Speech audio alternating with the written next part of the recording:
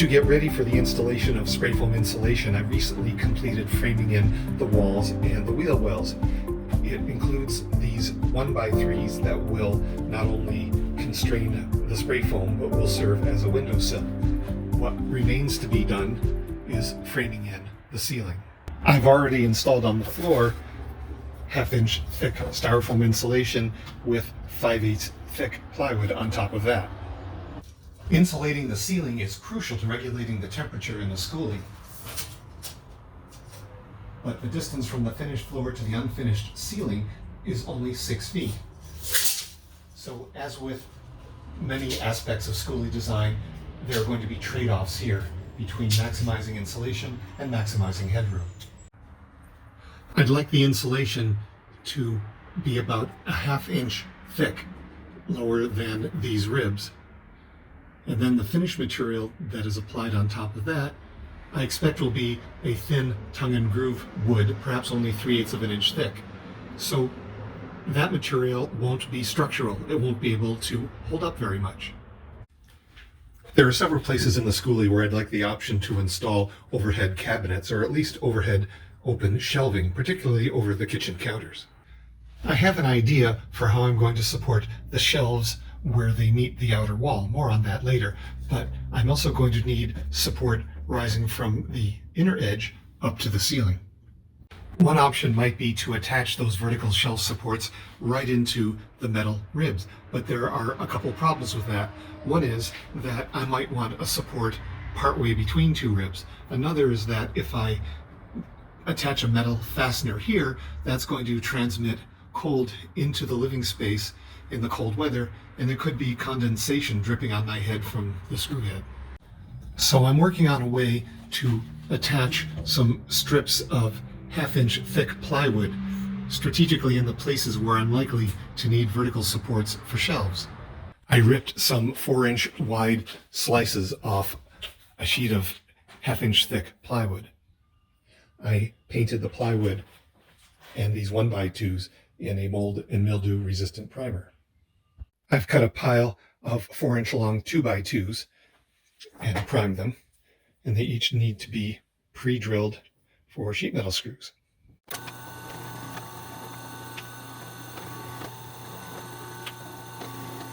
All the blocks are drilled for the shaft of the screw, but the sheet metal screws that I have in quantity are only 1.5 inches long, so I'm going to need to countersink them into each block. I think a good tool for that would be one of the bits that came with the pocket hole jig that I recently got.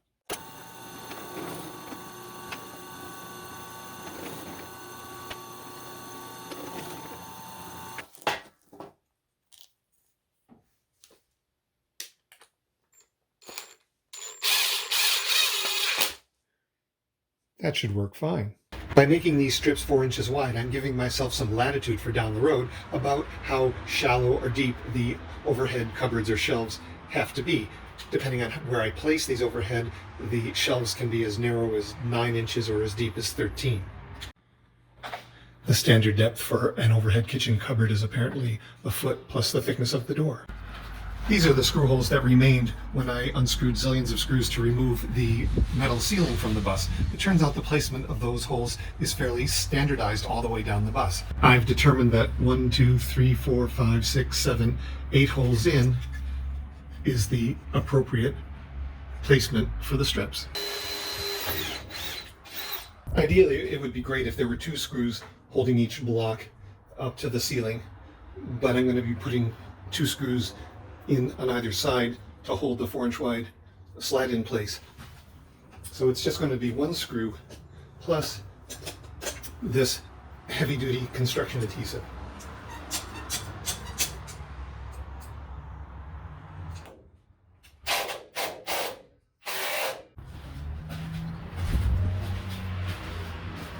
The 4 blocks are all installed. This is probably overkill, but there was some raw wood where I countersunk the screws, so I just squirted a bit of caulk in the hole there.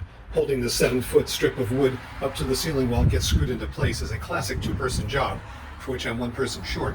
But what I do have is 2 clamps and a scrap of wood. And they can hold one end up while I screw in the other.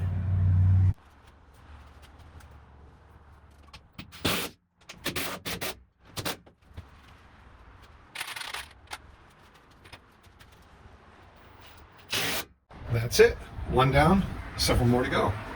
I'll be putting a 6-foot long dinette behind the driver's seat, and I'm charmed by the possibility of having a hanging chandelier over the table, which is why I just spent more than 2 hours installing this piece of plywood, so I'll have a secure place to attach the chandelier if I ever get around to installing one.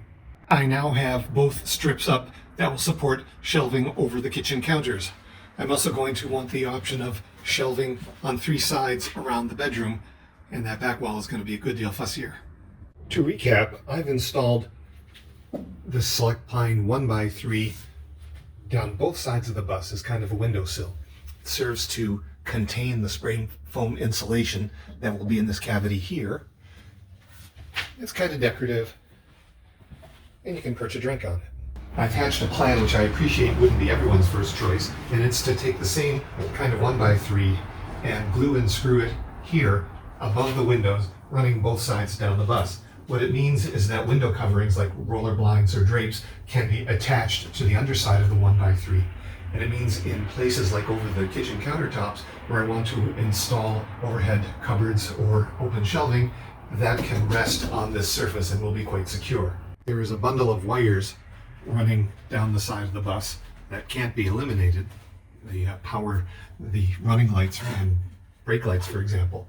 But I think it will be easier to hide them with this board in place. How to deal with the upper back of the bus has just left me scratching my head for the longest time, but I can't postpone dealing with it. I think I'd like to run the 1x3 all along the back as well. This piece of angled metal over the emergency exit is in the way of those plans. I'm thinking of taking a grinder and just grinding it off, which probably is the best way to learn that the structural integrity of the entire bus depends on my not screwing with it, but we'll have to see. This flimsy strip of metal overhead appears to exist solely to lash wires to it. I think I'm just going to have the wires sit down lower and remove this strip of metal. I've detached all the electrical wires from this strip of metal and used tuck tape, because it's really sticky, to dress the cables along the walls.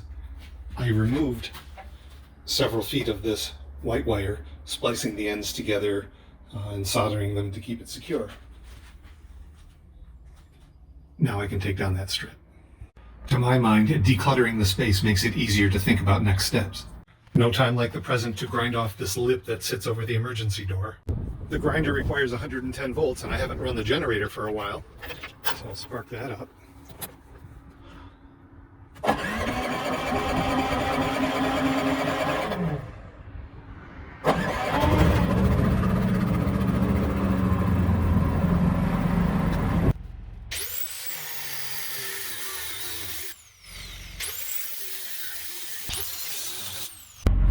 That's better. With that lip out of the way, there's now room for this 1x3 here. I just have to sort out how I'm going to attach it. Time to install these 1x3s all along both sides of the bus, just over the windows. I'm going to be screwing them into sheet metal. A 1x3 is actually 2.5 inches wide, and I looked in vain for 2.5 inch long sheet metal screws, because when countersunk that would have been the ideal length, but the longest I could find was 2 inches. I can make that work if I countersink down to here.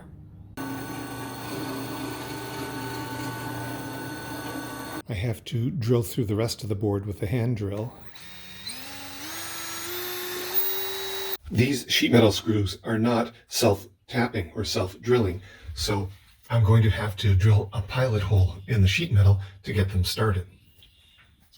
The correct size is 1/8 of an inch, perhaps a tad bit smaller. The problem is that as drill bits get skinnier, they also get shorter.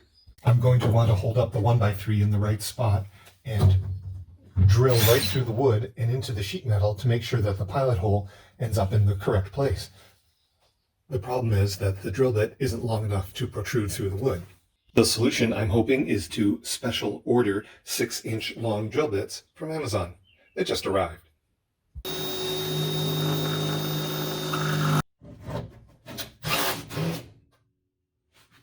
That seems to have worked, with 4 sheet metal screws holding the 1x3 in place.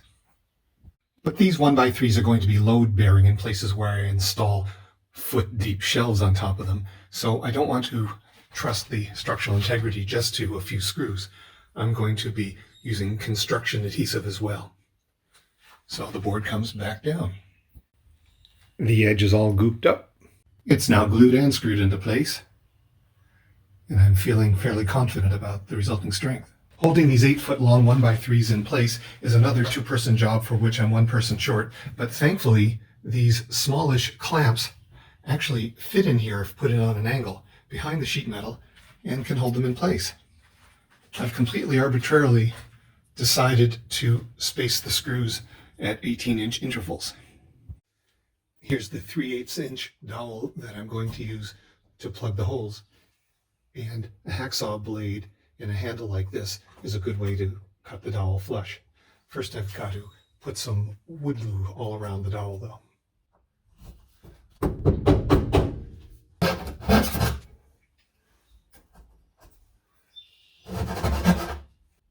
When the glue dries, I'll sand that down, touch it up with plastic wood if necessary, and just a little bit of paint.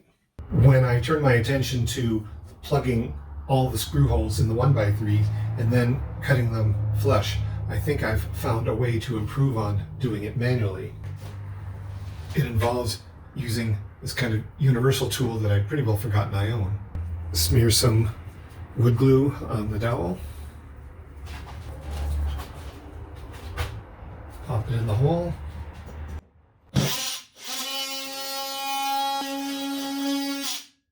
The 1x3s are all installed on the driver's side.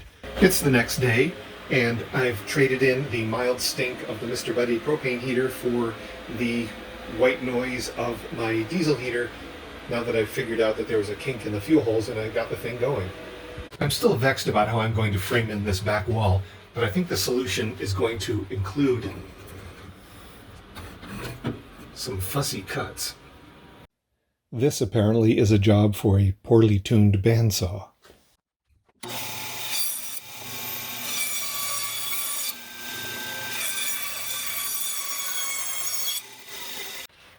These two are now glued and screwed in place. I believe that this supremely awkward space high up in the back of the bus is now as framed out as I'm able to get it. I now have strips of plywood installed down both sides of the bus, corresponding to every place where I may want to support a shelf underneath. I'm turning my attention now to framing in the ceiling fans. There are 3 reasons why you need to frame them in. One is to keep the spray foam from intruding onto them when it's being applied. A second reason is to give yourself a place to affix the finished ceiling material. And a third reason is to have a place to screw this piece of finish trim, or cowling if that's what you call it, after the finished ceiling goes up.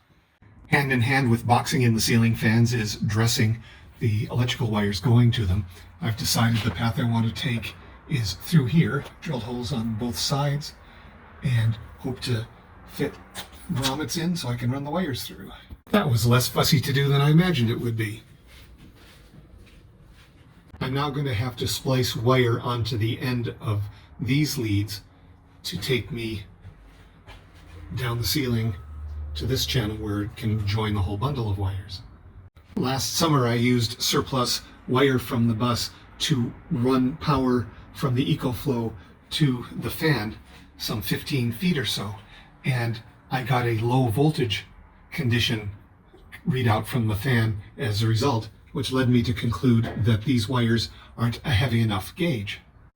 Once the wires you choose to use are embedded behind the spray foam insulation, you don't get a do-over. So it's better to err on the side of going for a bigger gauge wire. I'm going to use a 12 gauge, I believe, and I'm going to put each of the 2 fans on separate wires going to separate circuit breakers. From what I see online, experts discourage the use of solder to solder really thick cables, but for light ones like this, it seems like the perfect choice, because this is a joint I'm not going to be able to revisit once the ceiling is closed up.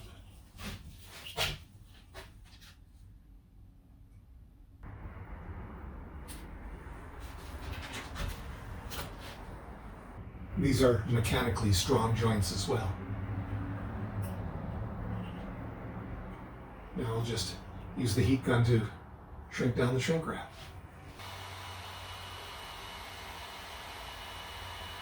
The EcoFlow power bank won't power heavy loads like a soldering iron and a heat gun for long periods of time, but for short spurts like this, it's perfect.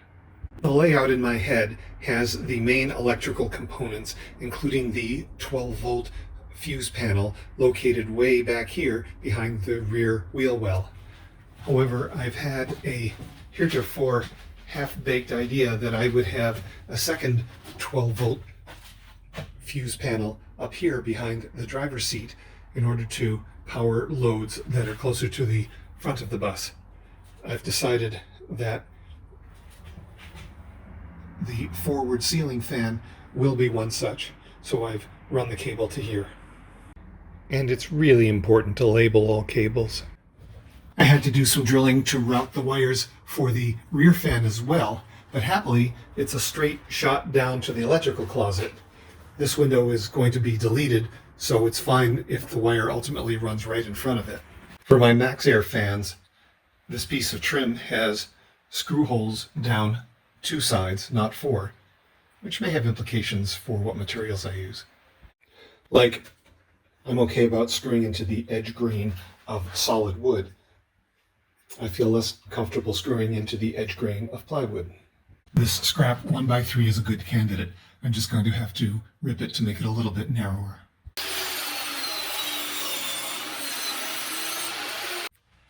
Positioning the boards that will frame the MaxxAir fans poses several challenges.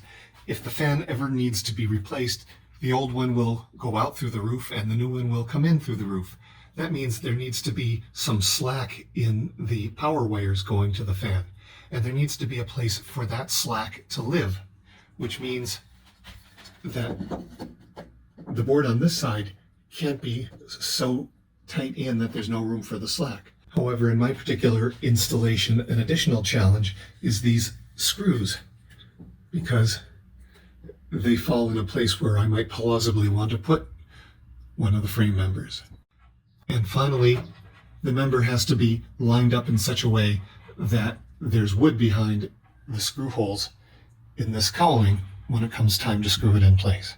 I've added a strip of 1x2 along this member to create a wider target for the screws that are going to come through. And I've marked on the board the location of the screws. Then I'm going to drill holes to a sufficient depth to allow for some clearance from those screws. Let's see if that's going to work.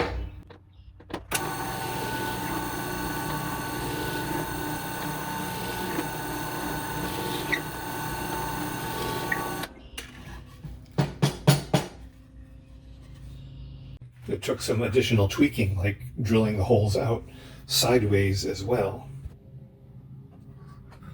But the board now clears those screws.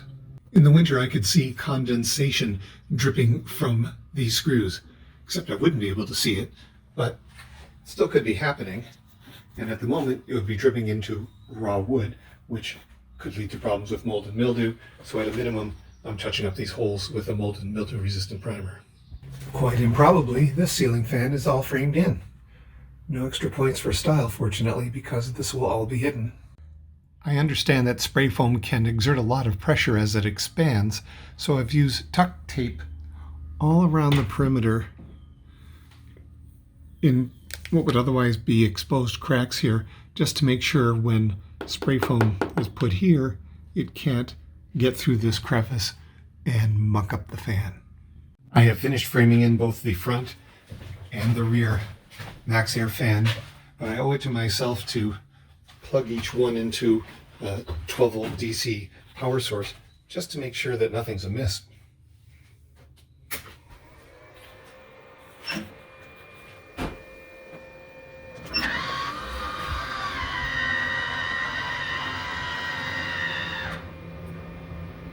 Well, that's encouraging. It's the next day, the plastic wood has dried, and it sands quite easily. With 2 coats of the finish paint on top of the plastic wood and the primer, one can't really see where the dowel and the fasteners underneath them are located, which is the effect I was going for. I still have to put blocks across each and every rib from one side of the bus to the other, but the last thing I need to frame in, as it were, is this exhaust port for gases coming out of the gray tank.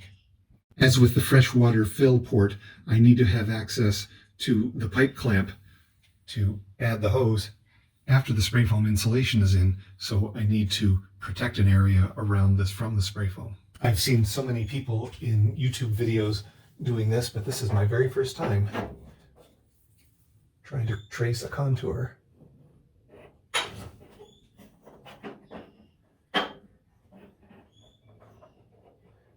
It went about as well as you'd expect.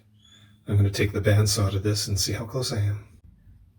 Well, I made a pair of them, and they came out not bad. This little framing job also has its challenges. I'm going to start by securing the bottom board down here.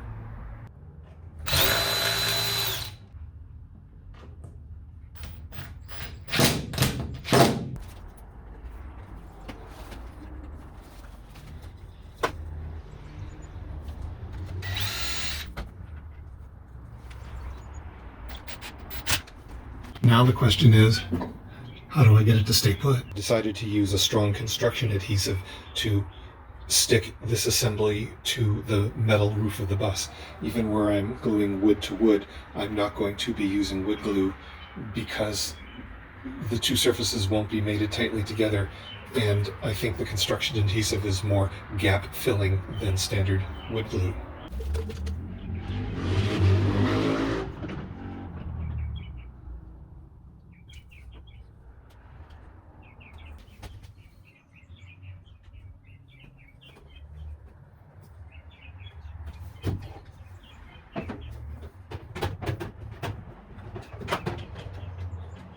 I'm not sure if this will work, but I thought I'd try it.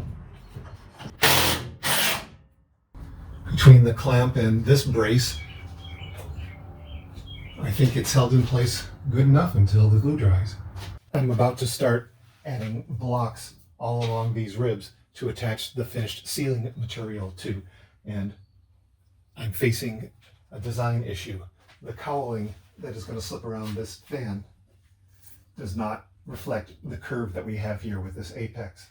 The framing that I've done around the fan also does not reflect this curve. You can see the extent of the curve here. The issue is, do I try to reflect that curve when I'm adding blocks, or do I put one straight block across? And the latter is what I think I'm going to do.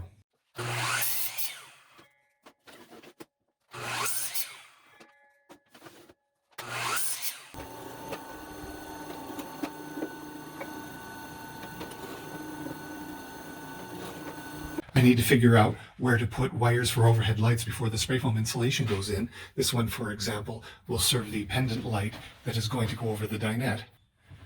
This one will provide a light right over the stairwell. I'm going to want to run an overhead light over the driver's seat as well. Now this wire here is original to the bus and was an overhead light for the driver's seat that of course was powered by the starter battery.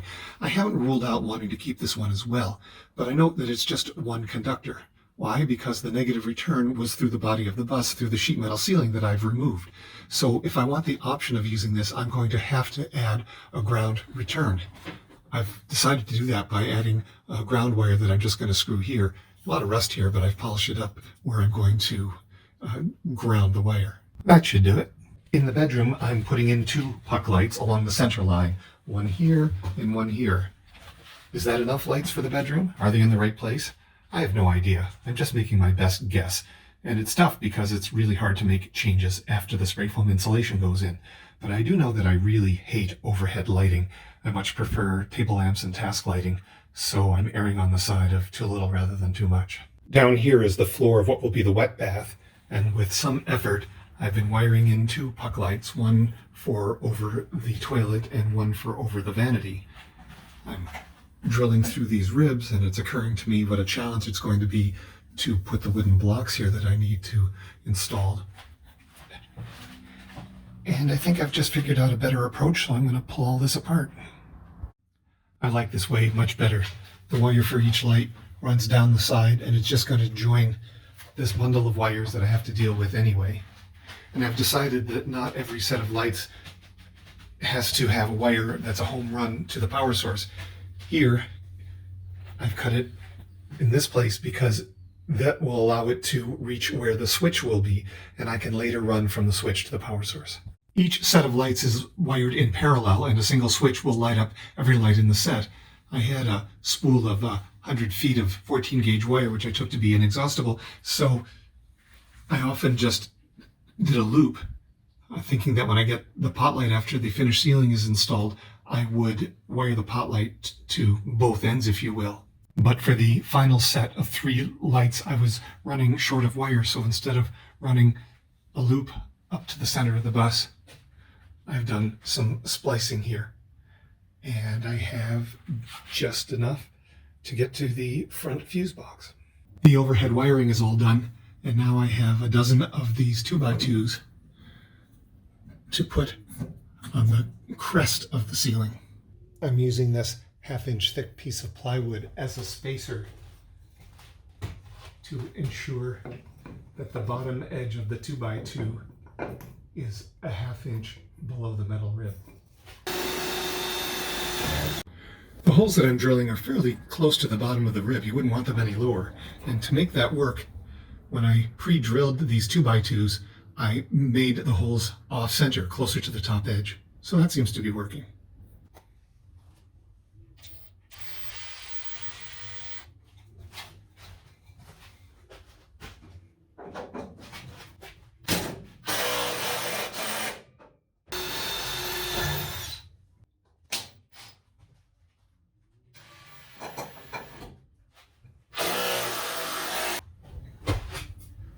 I thought about using some construction adhesive, but this is really solid without. The 12 2x2s are all mounted. Where I countersunk for the screws was raw wood, and the screw heads might be a place where water condenses, so I've put some caulk in all those holes. It's the next morning. Yesterday afternoon at quitting time, I told myself that the next thing to install was a series of blocks 10 inches wide. So there are 12 ribs, so I need 24 of them, and I knew I would have to notch for these members, and I'm doing that with the router.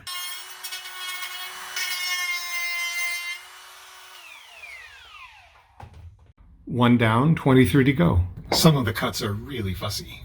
This one's getting a little help with construction adhesive. It took about 3 hours, but I've added all the blocks down one side. I've now completed 1, 2, 3 sets of 2x2s running down the whole length of the bus. Lots more to go.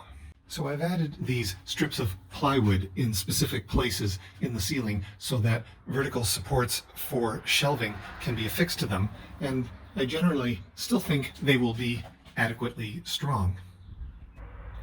Except for here at the very back in the bedroom where I see some bowing. And it's because the gap between the metal ribs here at the back is 37 inches, whereas it's only 27 inches elsewhere in the bus. So I'm going to reinforce those long pieces of plywood by adding some 1x2s on top of them. I'm going to use wood glue to hold it in place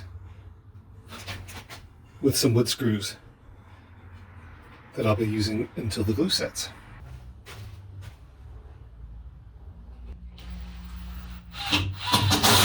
That seems to have mostly taken the bow out, and I expect I'll remove the screws in a day after the glue is set up. Continuing to work out from the center, I've added yet another row of 22 2x2s.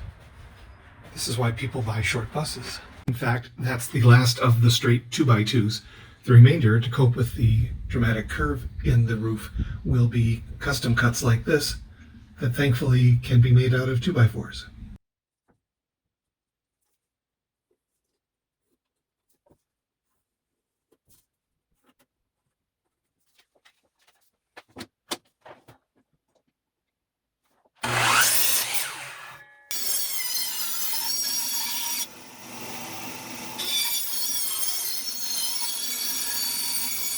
As with so many tasks when converting a 35-foot school bus, there's just loads of repetition. I was proud of myself for making this cardboard template and making 17 pieces here that more or less closely conform to it. But then you get into specialized situations like, what do we do with this piece of metal on this edge? And I end up making 5 additional cuts in this piece before it fits. I've been using these 2-inch long number 10 sheet metal screws with Robertson heads, standard in Canada and really useful. They're not self-tapping, so I have to drill a pilot hole, and I found that even a skinny 1/8 inch drill bit is sufficient.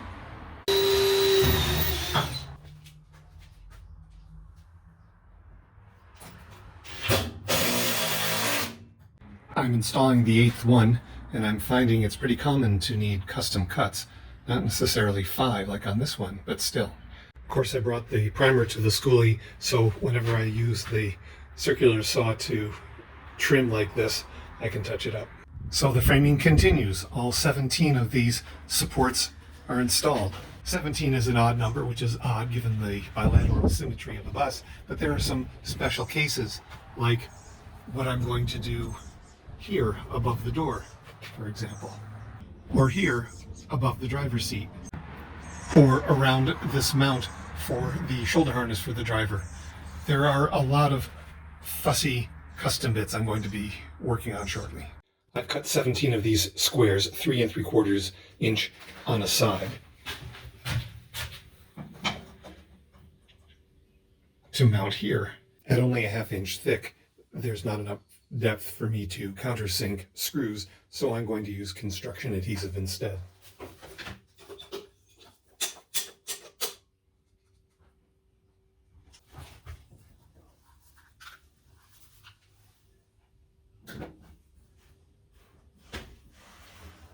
One down, 16 to go. On the driver's side, the bundle of wires that came with the bus has to go on the outside of these blocks. Here behind the driver's seat, the presence of this plate is a challenge because I can't simply continue the curved 2x2s down there. I tried kerfing plywood, hoping that would make it follow around the curve, but it just causes it to break. This started out as one piece. Using the bandsaw, I managed to cut out this piece, actually out of only a 2x4. I'm going to use construction adhesive to hold it in place. I'm just not sure how to clamp it till it dries. Here's the cardboard template I'm working on for cutting these last 2 curved pieces at the back. For this template, the curve extends long enough that I can't cut it out of a 2x4, but I can get it out of a 2x6 I happen to have lying around. It's the next morning. Here are the 11 pieces that I cut yesterday and painted with primer last night. They've been drying overnight and are ready for installation. Pieces like this one are pretty straightforward to apply adhesive to and clamp in place.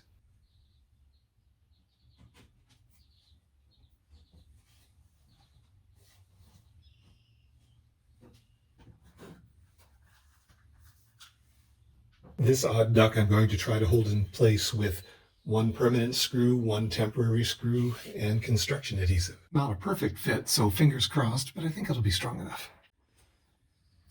This fan over the driver's seat is going to have to be removed for the spray foam insulation and reinstalled over the finished ceiling material. So I'm going to have to take it down, and there's no way to unplug it, so I'm going to have to snip the wires, but I don't know when the insulation is going to be sprayed in, so I don't want to disable it prematurely. So I'm going to splice in this pair of connectors to make it easily removable later. When I cut these 2 wires, I figured when I put a meter on it, one would be ground and one would be the positive, but it's a 2-speed fan, and when I remove the 4 screws, I see one of them is a ground screw.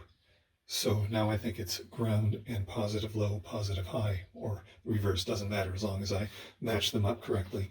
And I've labeled one side to help me do that. This is the final piece to install to finish framing out the ceiling of the skoolie. When I clamp this in place, it's going to cover up the screw holes where the fan is mounted. I'd kind of like to drill this out so there's a clear line to these holes. I've put the screws back and put a dab of red paint on each one. Let's see if I can line this up.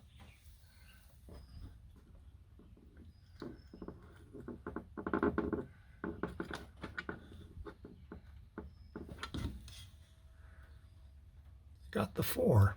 Got the back of the board all munged up with construction adhesive. And that's it. I soldered in place and tested the quick disconnect, glued and clamped the final board. Framing of the skoolie is complete. Framing the ceiling of the skoolie has easily been the most finicky and time-consuming project I've done to date on the skoolie. There are more than 140 individual boards that I've installed up here. I can't quite recall when I started this project, but my recollection is that I didn't have gray hair back then. In any event, there's lots left to do. On to the next project.